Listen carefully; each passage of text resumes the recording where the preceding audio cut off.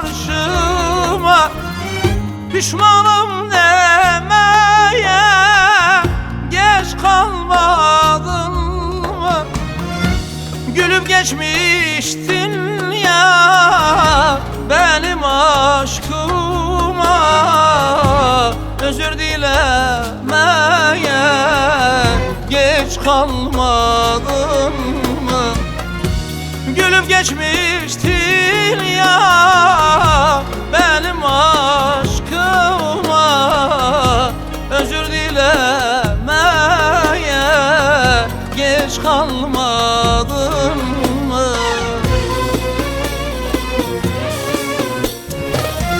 Bak bükülmüş belim, ağarmış saçım, dizlerim dermansız dönüyor başım. Yıllar oldu kuru yağlı gözyaşım, gelip de silmeye geç kalmadın mı? Geç kalmadın mı? Geç kalmadın mı?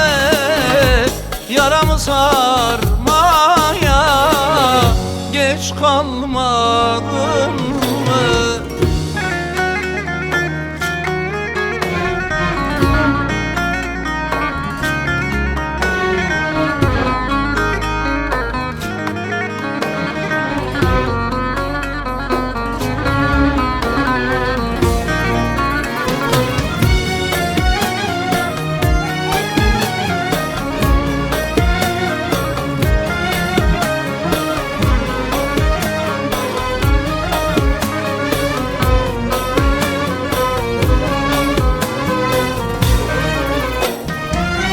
Soğuttun kalbimi sevdadan, aşktan. Nasıl başlayalım biz yeni baştan?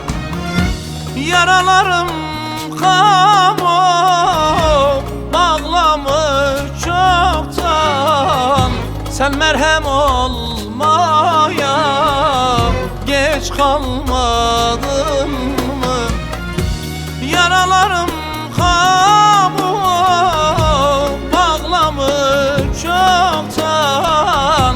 Sen merhem olmaya geç kalmadın mı?